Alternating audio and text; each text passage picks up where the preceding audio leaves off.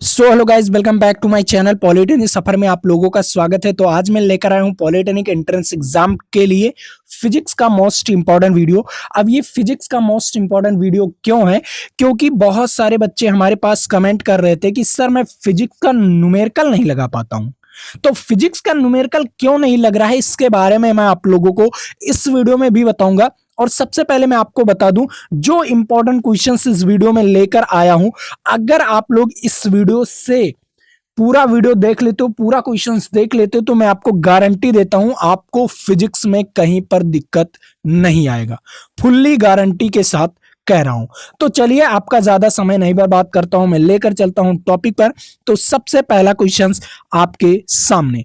अब यहां पर देखो, ये क्वेश्चंस क्या कह रहा है। सिंपल क्वेश्चन है और बहुत आसान वे में आप लोग बता सकते हो। देखो, कह रहा है बिजली की एक यूनिट मतलब 1 किलोवाट घंटा। ठीक है, बिजली की एक यूनिट आपको यूज करना है और क्या करना है आपको, उससे क्या करना है, 100 वाट का बल्ब निम्नलिखित कितने अवधि तक जलाएंगे आप लोग?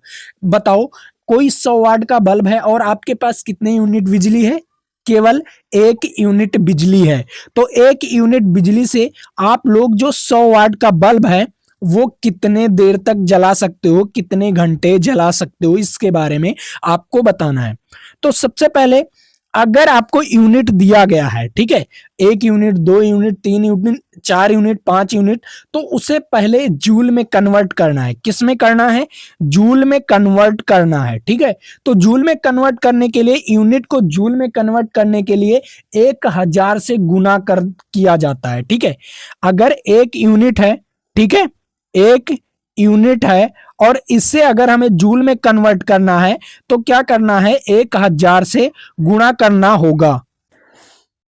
इतना चीजें आपको समझ में आया? पहला पॉइंट समझ में आ गया होगा कि अगर कोई यूनिट दिया गया है और मुझे उसे जूल में कन्वर्ट करना है तो 1000 से गुणा करना होगा। ठीक है, तो चलिए, एक यूनिट को हम जूल में कन्वर्ट करेंगे तो कितना जूल आएगा? 1000 जूल आएगा। कितना जूल आएगा? मतलब हमारा W बराबर आ गया। क्या आ गया? W बराबर हमारा 1000 जूल आ गया। अब W का मान आपको पता चल गया। अब वाट आपको दिया है, मतलब P का मान दिया गया है, तो T का मान निकाल सकते हो कि नहीं? बहुत सिंपल है। चलिए, क्या होता है यहां पर, सूत्र देख लीजिए, W बराबर PT। क्या होता है? W बराबर PT। ठीक है, ये चीजें आपको समझ में आया। अब देखो, आपको W का मान कितना दिया गया था? W का मान 1000 दिया गया था। ठीक है, और P का मान कितना दिया गया था? 100 दिया है यहाँ पर, 100 वाट बल्ब। ठीक है, और T का मान आपको निकालना है। अब यहाँ पर T बराबर, यहां से क्या हो जाएगा, T बराबर क्या हो जाएगा, 1000 बटे 100। कितना हो जाएगा? 1000 बटे 100। अब यहां से 0 से 0 कैंसिल, 0 से 0 कैंसिल, तो कितना हावर्स आया? 10 हावर्स। टी बराबर कितना हावर्स आ गया? 10 हावर्स तक वो बल्ब जलेगा।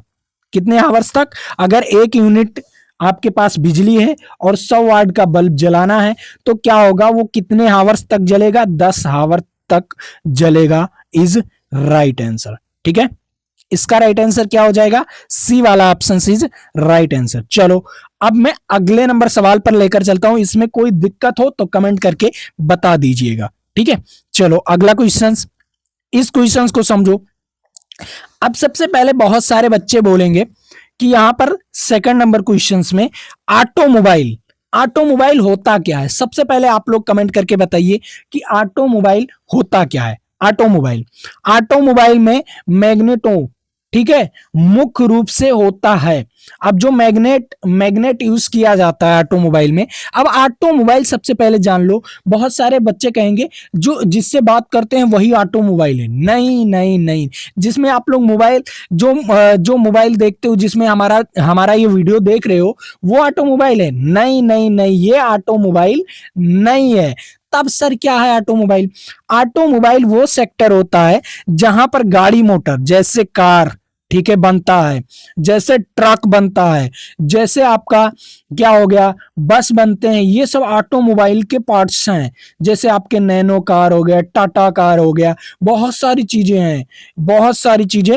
तो ये क्या है, ऑटोमोबाइल।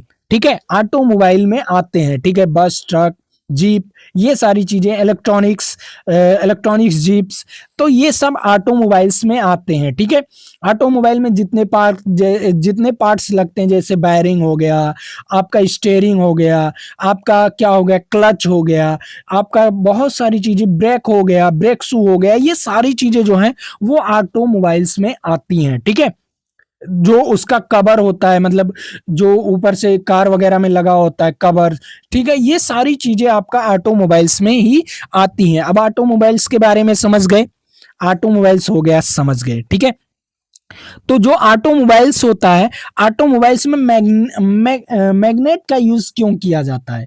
मैग्नेट का यूज क्यों किया जाता है? सबसे वेरी इंपॉर्टेंट क्वेश्चंस। ठीक है, मैग्नेट का यूज इसलिए किया जाता है कि उसमें जो एसी है, ठीक है, मान लो वो अगर कार चले, आगे चले, तो उसमें मैग्नेट घूमता रहता है। ठीक है, मैग्नेट घूमता रहता है तो वो क्या करता है, करंट बनाता है।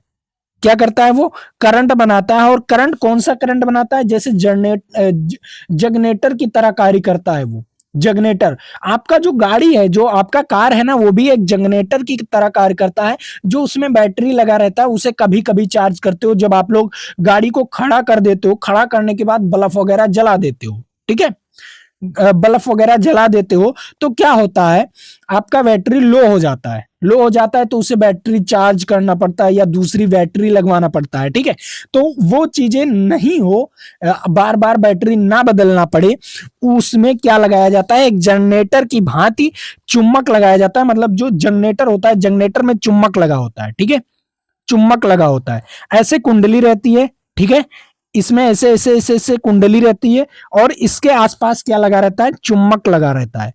क्या लगा रहता है, ऐसे इसके आसपास ऐसे चुम्बक लगा रहता है। ठीक है, जब ये कुंडली, जब ये घूमता है, ये वाला ये जब चुम्बक घूमता है, ठीक है, तार वैसे रहता है। जब ये चुम्बक घूमता है, जब ये चुम्बक घूमता है, ऐसे रोटेट करता है तो इसमें जो ये तार होता है, ठीक है, ये जो तार होता है, तार में क्या होने लगता है, धारा प्रवाहित होने लगती है। ये आप लोग फैराडे के नियम से समझोगे। ठीक है, फैराडे के नियम से, फ्लेमिंग के बाएं हाथ के नियम से, ये सब फैराडे के ही नियम से आप लोग समझ जाओगे। ठीक है, समझ में आया? फैराडे का नियम ऑलरेडी मैंने पढ़ा रखा है।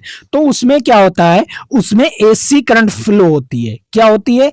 एसी करंट्स फ्लो होती है। और यही एसी करंट्स आपके बैटरी को चार्ज करती हैं। क्या करती हैं? आपकी बैटरी को चार्ज करती हैं। इसीलिए आप लोग सेल्फ यूज करते हो। सेल्फ यूज किए, बैटरी ही लगा, उसमें बैटरी का ही पावर लगा। ठीक है, सेल्फ में।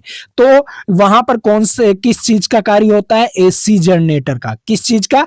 ऑटोमोबाइल में एसी जनरेटर का कार्य होता है, उसमें ही मैग्नेट लगाया जाता है। ठीक है, समझ में आया? Very very most important. इतना देर मैं क्यों समझाया इस क्वेश्चंस को? ताकि आप लोग अच्छी तरीके से समझ सको। चलो अगला क्वेश्चंस, इस क्वेश्चंस को समझो। यहां पर क्या कह रहा है, तीसरा नंबर क्वेश्चंस कह रहा है, एक संधारित्र मतलब सी, संधारित्र को हम किससे प्रदर्शित करते हैं? सी से प्रदर्शित करते हैं। में भंडारित ऊर्जा क्या होता है? ठीक है, क्या है भंडारित? जो संधारित है उसमें भंडारित ऊर्जा क्या होता है? जिसके टर्मिनल पर, ठीक है, टर्मिनल पर क्या होता है? विभव लगा है।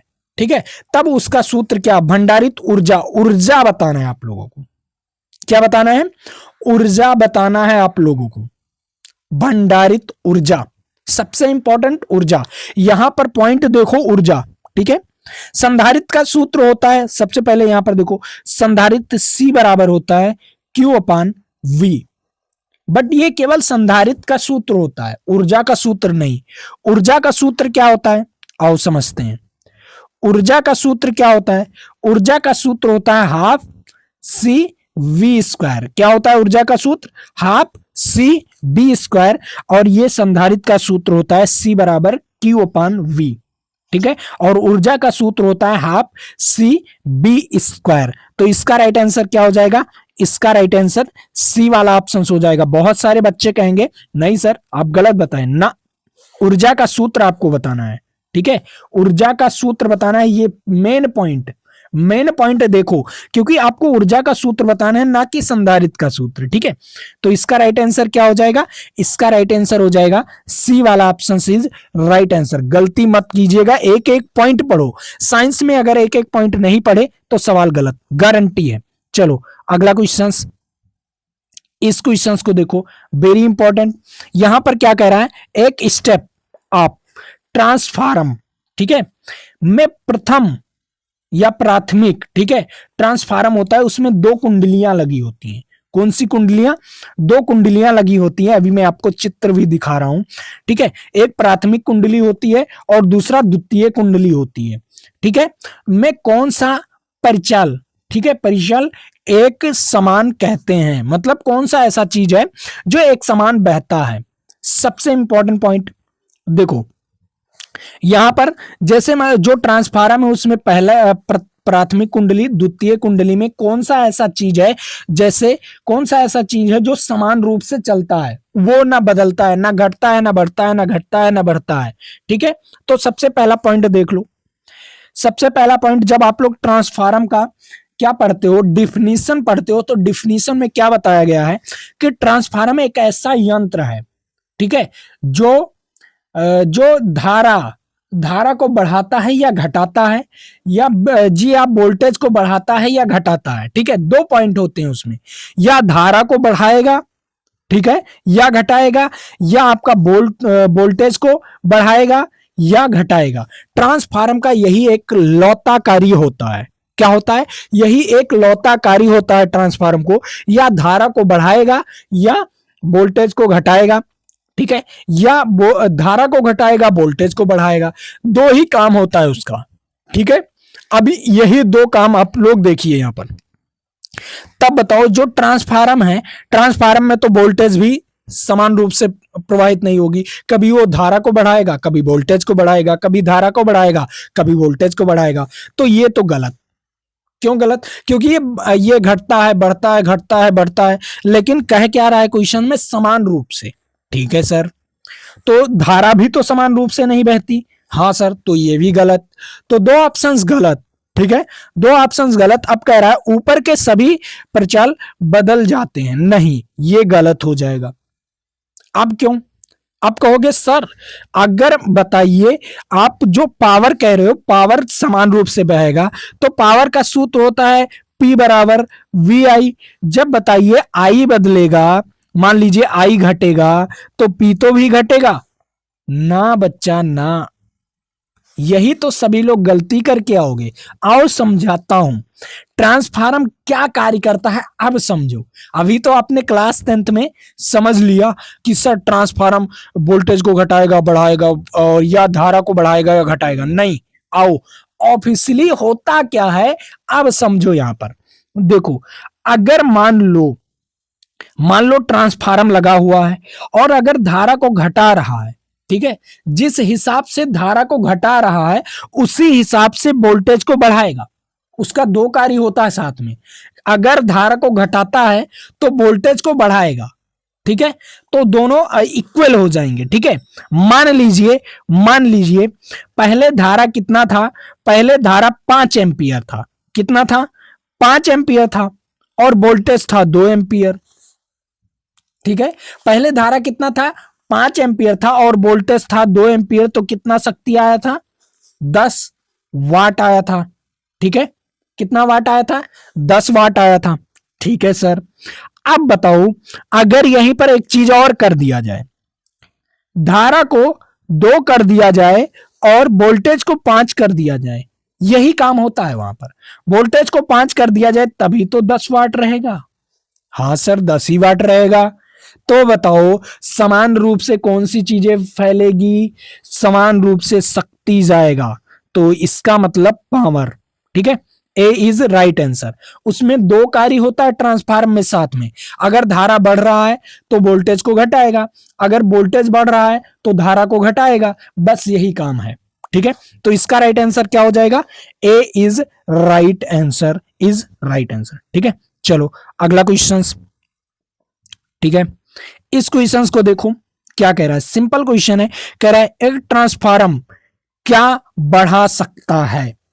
अब क्या बढ़ा सकता है? सबसे पहला पॉइंट, ट्रांसफार्मर डीसी में यूज नहीं होता। अब कहोगे क्यों सर, ट्रांसफार्मर क्यों डीसी में नहीं यूज होता? आओ समझते हैं। डीसी जो होता है वो डायरेक्ट करंट होता है, मतलब सीधी लाइन में करंट बहती है। क्या होती है? सीधी लाइन में करंट बहती है। अब देखो, जो डीसी करंट होता है वो सबसे खतरनाक करंट होता है। आप कहोगे हैं डीसी करंट कब से खतरनाक होने लगा सर? हमने तो एसी करंट देखा है सबसे खतरनाक, जान ले लेती है।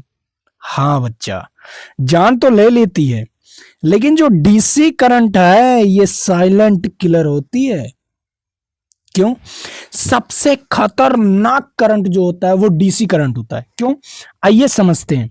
जो डीसी करंट होता है वो जो है एक सीधी लाइन में, मतलब अगर वो 220 वोल्ट पर चल रहा है ना, तो 220 वोल्ट सीधी लाइन में, मतलब हमेशा वो 220 वोल्ट ही चलेगा, वो कम नहीं हो सकता। ठीक है, आइए समझते हैं। देखो, अगर एसी जो होता है, ठीक है, एसी जो होता है वो कितने हर्टेज पर चलता है? हमारे भारत में 50 हर्टेज से 60 हर्टेज तक चलता है। अब हर्टेज क्या बताता है? क्या बताता है, आओ समझते हैं। जो एसी करंट है वो कुछ इस प्रकार ऐसे ऐसे चलती है। ठीक है, तो क्या होता है, यहां पर मान लो एक लाइन है, ठीक है, अब ऐसे चल रही है, ऐसे करंट चल रही है, तो क्या करता है, एक सेकंड में, एक सेकंड में जो एसी करंट है वो एक सेकंड में 50 बार जीरो होगा और 50 बार मैक्सिमम होगा। मतलब 50 बार यहां पर जीरो हो जाएगा और यहां पर 220 वोल्ट हो जाएगा। कितना? 220 वोल्ट।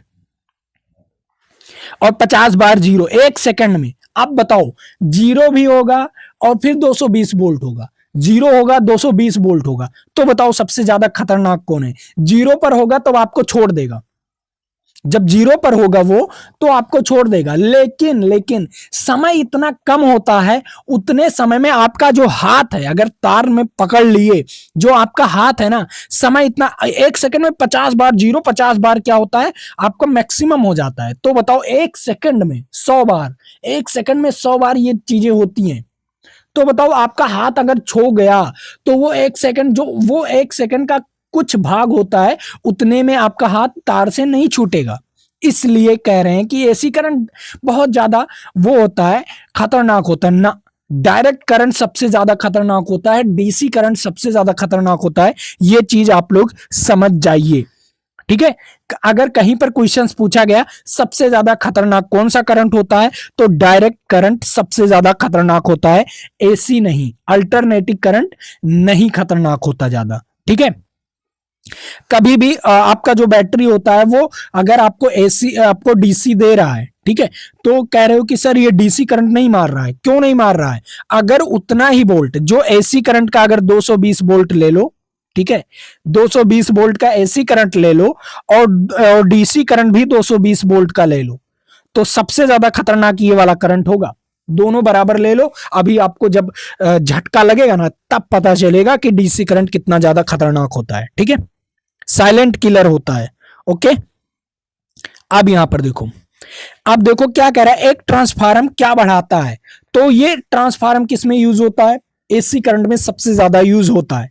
तो एसी करंट, एसी करंट में क्या होता है, केवल ये वोल्टेज को बढ़ाता है। ठीक है, केवल एसी का वोल्टेज बढ़ाता है, इसमें केवल यहां पर वोल्टेज दिया गया है, लेकिन यहां पर एक और चीजें लिख लो कि वोल्टेज को बढ़ाता है और घटाता भी है। ठीक है, घटाता भी है, ठीक है, घटाता भी है, और धारा को भी ये बढ़ाता और घटाता है। ठीक है, एसी के धारा को, ठीक है, एसी के धारा को बढ़ाता घटाता है ट्रांसफार्मर। ठीक है, और वोल्टेज को भी बढ़ाता घटाता है, ये चीज ध्यान में रखिएगा। चलिए अगला नंबर क्वेश्चन, इस क्वेश्चन को समझो। यहां पर देखो, ये ट्रांसफार्मर है, यहां पर क्या होगा, ये प्रथम कुंडली है और ये द्वितीय कुंडली है। ठीक है, चलो अगला क्वेश्चन, इस क्वेश्चन को देखो, 6वां number question, very important question है। कह रहा है R1 R2 का अनुपात दिया गया है 4:1। तो क्या कह रहा है, R1 व R2 में प्रवाहित धारा का अनुपात क्या होगा? प्रवाहित धारा का अनुपात बताना है। तो सबसे पहले B तो बराबर होगा, B तो बराबर होगा, कि धारा का मान बताना है, तो B तो बराबर है।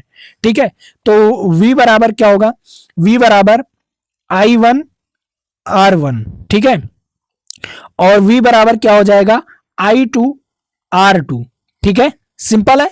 अब दोनों का अनुपात कर दो, क्या कर दो, दोनों का अनुपात कर दो, सिंपल, कुछ नहीं करना है, दोनों का अनुपात कर दो। जब दोनों का अनुपात करोगे, सिंपल, पहला समीकरण और दूसरा समीकरण का अनुपात करोगे तो क्या आएगा, कुछ इस प्रकार बनेगा, v बराबर i1 और r1 और अपान में v, और यहां पर क्या हो जाएगा i2 अपान में r2, ठीक है, ये क्या हो जाएगा r2, सिंपल।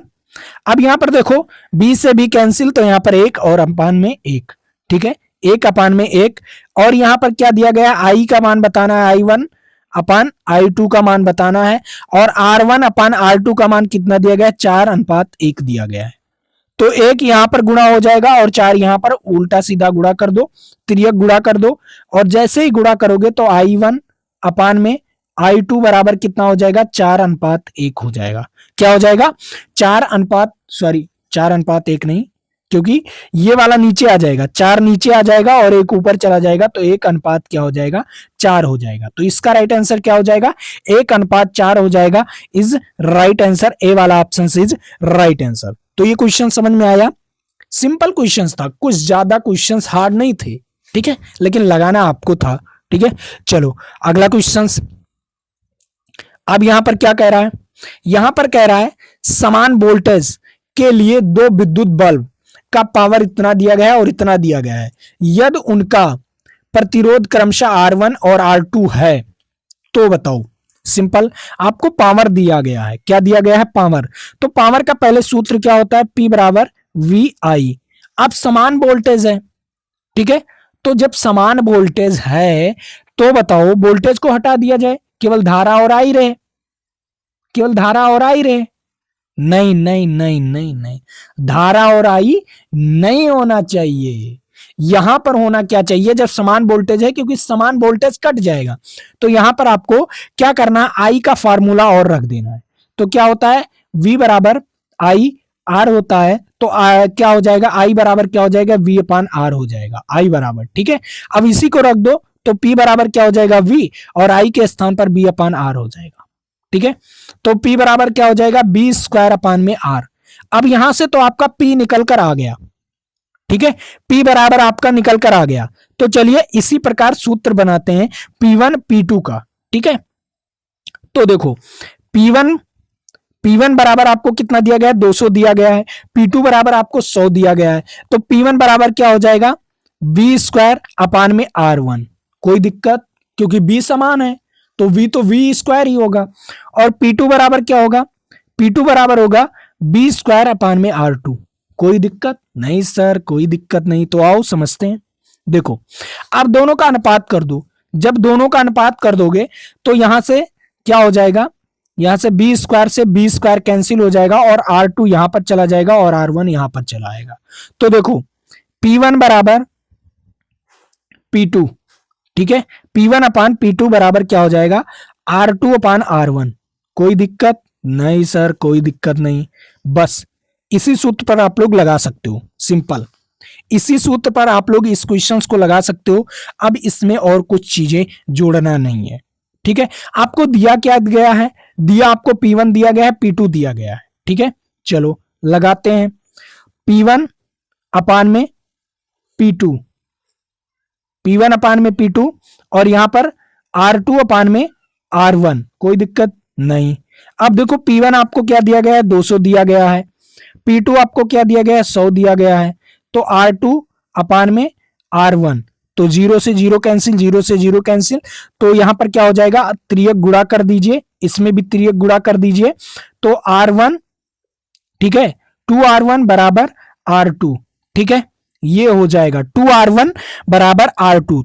तो R2 बराबर क्या, यहां पर आपको ऑप्शंस दिया गया है, R2 बराबर 2R1, तो इसका राइट आंसर हो जाएगा V इज राइट आंसर। कौन सा ऑप्शन हो जाएगा, V is right answer. Simple सवाल था, मैंने पहले सूत्र बनाया, मैं आपको बता रहा हूं, एकदम सूत्र नहीं रटवा रहा हूं, मैं पहले बता रहा हूं कि सूत्र कैसे बनाते हो।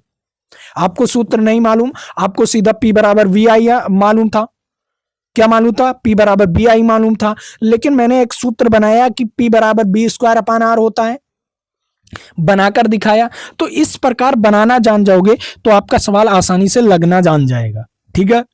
चलो अगला क्वेश्चन, इस क्वेश्चन को देखो। इस क्वेश्चन के बारे में आप लोग कमेंट करके बताओ। और मैं आपको बता दूं ये जो पीडीएफ है, ठीक है, ये जो पीडीएफ है ये कहां पर मिलेगा? हमारे ऐप पर, पॉलिटेक्निक सफर का ऐप है, ठीक है। नीचे डिस्क्रिप्शन बॉक्स में लिंक भी दिया गया है ऐप का, ठीक है। और हाँ, अगर बहुत सारे बच्चे कह रहे हैं कि मैं ऐप नहीं डाउनलोड करूंगा, ठीक है, तो ना करो, तो यहां पर टेलीग्राम पर भी ज्वाइन कर लो। टेलीग्राम पर हमारा पीडीएफ जाता है, तो टेलीग्राम ज्वाइन करके आप लोग पीडीएफ वहां से भी डाउनलोड कर सकते हो। लेकिन ऐप को डाउनलोड करने का डबल फायदा, सबसे इंपॉर्टेंट डबल फायदा, कौन सा फायदा? पहला नंबर, आपको टेस्ट फ्री में दिया जाता है। ऐप में आपको टेस्ट फ्री में दिया जाता है, तो जाइए ऐप में टेस्ट आप लोग फ्री में दीजिए, डाउनलोड कीजिए, टेस्ट फ्री में दीजिए। और हाँ, बहुत सारे बच्चों को क्या कहते हैं, मैं पेड कोर्सेज भी चलाता हूं कि जो चैप्टर वाइज वीडियोस है, ठीक है, इससे भी इंपॉर्टेंट क्वेश्चंस मैंने वहां पर कराया है, ठीक है, इससे भी ज्यादा इंपॉर्टेंट। तो आप लोग ना वहां पर अगर बैच खरीदना चाहते हैं तो मात्र 199 रुपए में, कितने रुपए में? मात्र 199 रुपए में, तो आप लोग जाकर खरीद सकते हैं। कोई ज्यादा रुपए नहीं है, मात्र 199 रुपए। लेकिन अभी ऑफर चल रहा है, अभी ऑफर चल रहा है 149 रुपए में, ठीक है, अभी ऑफर चल रहा है। ये 199 रुपए को काट दीजिए, 149 रुपए में ऑफर चल रहा है, तो जाकर आप लोग खरीद सकते हो आसानी से। लक्ष्य 0.2 बैच, ठीक है, लक्ष्य 0.2 बैच, जो कि पॉलिटेक्निक एंट्रेंस एग्जाम के लिए बेस्ट बैच है, बहुत ही मोस्ट इंपॉर्टेंट बेस्ट बैच, ठीक है। तो इस क्वेश्चन का जवाब आप लोग बताइए कमेंट बॉक्स में, ठीक है। और अगला क्वेश्चन मैं आपको फिर से दे रहा हूं, इस क्वेश्चन का भी जवाब अगर आप लोग जानते हैं तो बताएंगे कमेंट बॉक्स में, अगर आप लोग नहीं जानते तो आज के लिए इतना ही रखूंगा। बट मैं इस सवाल को आप लोगों को लगाकर अगले वीडियो में दिखाऊंगा, सेकंड वीडियो में, ठीक है। तो उस वीडियो को आप लोग अगर इस वीडियो को देख लिए हैं तो उस वीडियो को जरूर से देखिएगा, क्योंकि इसमें आप लोगों को मैंने बहुत मोस्ट इंपॉर्टेंट क्वेश्चंस लेकर आया हूं, ठीक है। तो ये सारे क्वेश्चंस आपको मैं कराऊंगा अगले वीडियो में। तो चलिए आज के लिए इतना ही, लेकिन उससे पहले मैं आपको बता दूं, अगर चैनल को सब्सक्राइब नहीं किए हो तो चैनल को सब्सक्राइब कर लो, और वीडियो को लाइक नहीं किए हो तो वीडियो को लाइक कर दो, और अपने दोस्तों तक इस वीडियो को शेयर भी कर दो। तो चलिए आज के लिए इतना ही। जय हिंद, जय भारत। फिर मिलेंगे आपके साथ अगले वीडियो में।